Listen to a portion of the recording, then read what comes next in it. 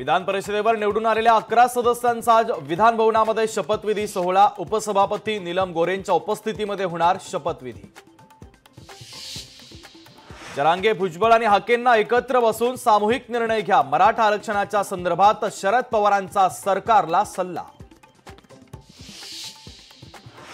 पुण्याच्या हडपसर विधानसभेत मनसेचा नवा शिलेदार रिंगणात उतरणार। मनसे नेते साईनाथ बाबरांचा हडपसर विधानसभेवर दावा। पुण्यात पूरग्रस्तांच्या मदतीसाठी 12 मदत केंद्रांची स्थापना, तर पाण्यात कागदपत्र वाहून गेल्यानं नवी कागदपत्र तयार करण्यासाठी केंद्रांची स्थापना। सांगली जिल्ह्याला पुराचा विळखा। कृष्णा नदीची पाणी पातळी 40 फुटांवर, तर लष्करासह एनडीआरएफची टीम सांगली तळ ठोकून। कोल्हापूर जिल्ह्यातील पूरस्थिती गंभीर। बलिंगा पुलावर 10 फूट पाणी आल्यानं वाहतूक पूर्णपणे ठप्प, तर पंचगंगा नदीकाठच्या अनेक घरांमध्ये पुराचं पाणी। ऑलिम्पिकमध्ये भारताला मनू भाकरकडून पदकाची आशा। 10 मीटर एअर पिस्टल प्रकारात मनू भाकर अंतिम फेरीत। भारतात तरुणांमध्ये डोके आणि घशाच्या संबंधित कर्करोगाच्या प्रमाणात मोठी वाढ। 26% रुग्ण डोके आणि घशाच्या कर्करोगानं त्रस्त। महिला आशिया कप T20 स्पर्धेची आज फायनल। भारत आणि श्रीलंकेत रंगणार महामुकाबला।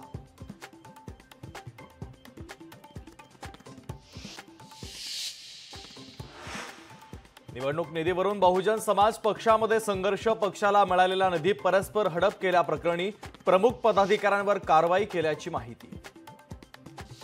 पुण्यातील पूरग्रस्त भागाच्या पाहणीसाठी मनसे अध्यक्ष राज ठाकरे पुण्याच्या दौऱ्यावर। पूरग्रस्त भागाच्या पाहणीनंतर मृतांच्या कुटुंबाची घेणार भेट। सिंहगड रोड क्षेत्रीय कार्यालयाचे सहाय्यक आयुक्त संदीप खलाटेंचं निलंबन। पूरग्रस्त भागात कर्तव्यामध्ये कसूर केल्याप्रकरणी कारवाई। गेल्या महिनाभरात तिकीट वेटिंगवर असूनही आरक्षित डब्यातून प्रवास करणाऱ्या 1.5 लाखांपेक्षा अधिक प्रवाशांवर कारवाई। पुण्यात डेंग्यूचे 389 संशयित रुग्ण। शहरात चिकनगुनिया आणि झिकाच्या रुग्णसंख्येत देखील झपाट्यानं वाढ। पुणे महानगरपालिकेच्या वतीनं नागरिकांना सतर्कतेचा इशारा। कोयना धरण परिसरामध्ये पावसाचा जोर वाढला। धरणातून नियोजित विसर्ग वाढवण्याची शक्यता, तर सध्या धरणातून 3100 क्युसेक वेगानं पाण्याचा विसर्ग कोयना नदीपात्रात। मुंबई शहर आणि उपनगरामध्ये मध्यम स्वरूपाचा पाऊस कोसळणार असल्याचा हवामान विभागाचा अंदाज। कोल्हापुरातील पूरस्थितीचा राज्य नियोजन मंडळाचे कार्यकारी अध्यक्षांकडून आढावा। पाणी पुरवठा आणि कचरा उठावाच्या कामात हयगय न करण्याच्या आयुक्तांना सूचना। वर्ध्यामध्ये पावसाचा जोर कायम। रात्रभर पावसाची संततधार सुरू। जिल्ह्यात आजही पावसाचा येलो अलर्ट।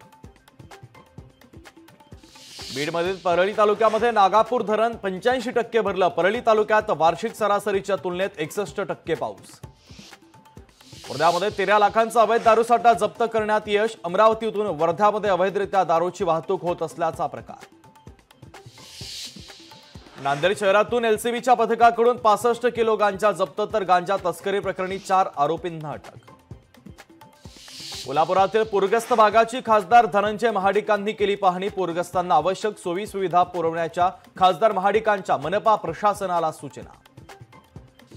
ज्येष्ठ सामाजिक कार्यकर्ता आणि लेखिका सुधा मूर्ती यांना लोकमान्य टिळक पुरस्कार जाहीर, तर नारायण मूर्तींनाही याआधी मिळालाय हाच पुरस्कार।